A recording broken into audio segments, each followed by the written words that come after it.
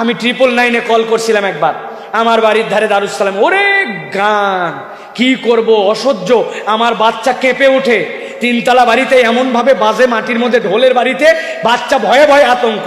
আমি 1:29-এর দিকে ফোন দিছি, বলে আপনি আপনার ফোন বন্ধ করবেন না, আমরা আপনাকে ট্র্যাক করে অল্প সময়ের মধ্যে আপনার মহল্লায় চলে আসতেছি।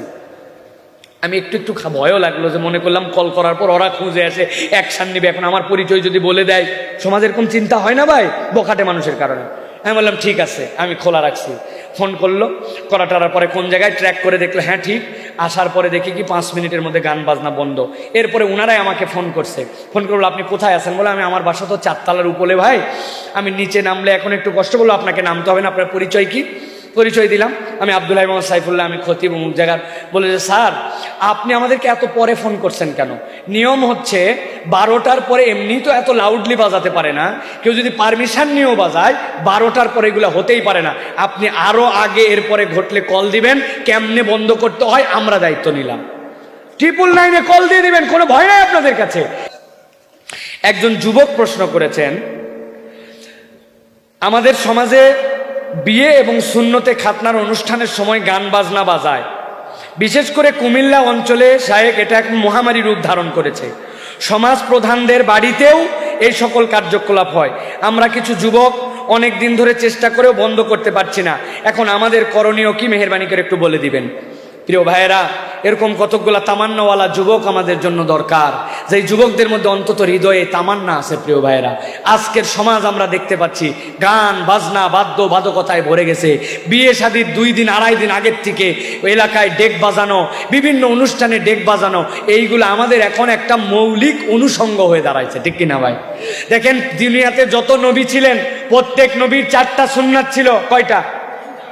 মৌলিক। দুনিয়াতে যত নবী ছিলেন সব নবীর 4 সুন্নত।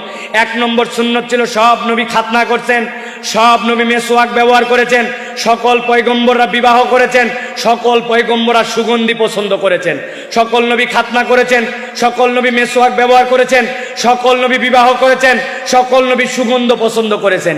যেই নবীদের আমল সুন্নতে খাতনা, ওই জায়গাতে পর্যন্ত শয়তান ঢুকছে, ওই জায়গাতে দিছে ডেক বাজানোর অনুষ্ঠান। আপনি আর বাঁচবেন কোথার থেকে? ঠিক কিনা ভাই?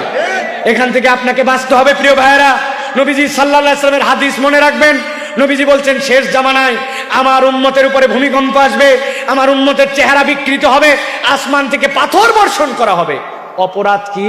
গান বাজনার উন্মুক্ততা। আপনি এখন খেয়াল করে দেখেন, আমাদের সমাজে রন্ধ্রে রন্ধ্রে গান। যেই যুবকরা আবার অনেক সময় গানের বিপক্ষে বলতেছে, তারা আবার অনেক সময় মানুষকে ডিস্টার্ব করে, কিন্তু সারাদিন হেডফোন লাগায়া গান শোনে। কিছুদিন আগে পাবনায় একটা লোক কাটে মরে গেছে, ট্রেনের হরেন দিতে দিতে ট্রেনওয়ালার নখ ব্যথা হয়ে গেছে, হে সরে নাই, কাত হয়ে কেটে চলে গেছে।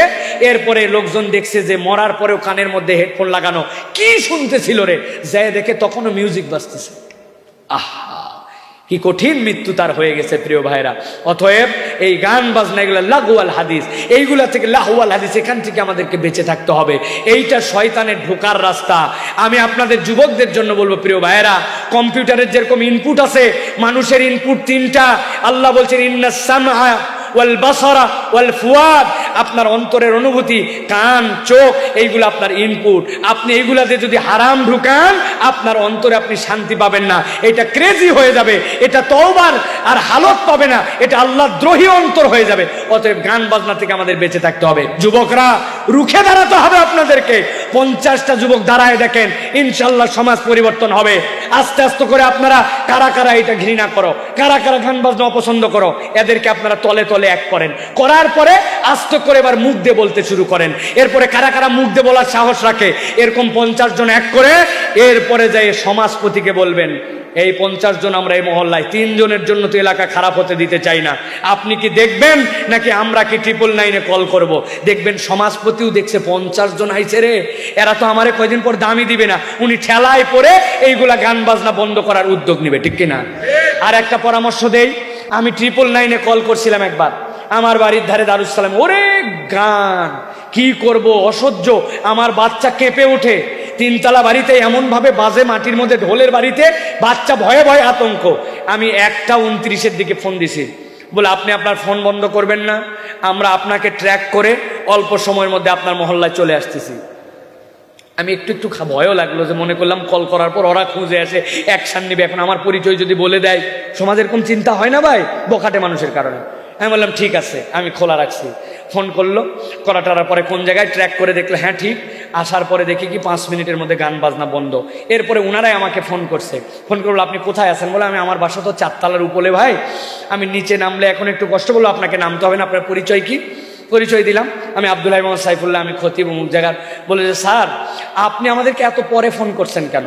নিয়ম হচ্ছে 12টার পরে এমনি তো এত লাউডলি বাজাতে পারে না, কেউ যদি পারমিশন নিয়েও বাজায় 12টার পরে এগুলো হতেই পারে না।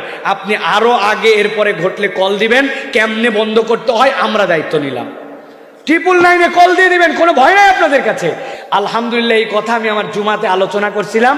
এরপরে ঢাকা মেট্রোপলিটন পুলিশ তাদের ভেরিফাইড পেজে আমার ওই ভিডিওটুকু কেটে নিয়ে একজন ভোক্তা 999-এর দ্বারা উপকৃত হয়েছেন, এটা ঢাকা মেট্রোপলিটন পুলিশ প্রচার করছে।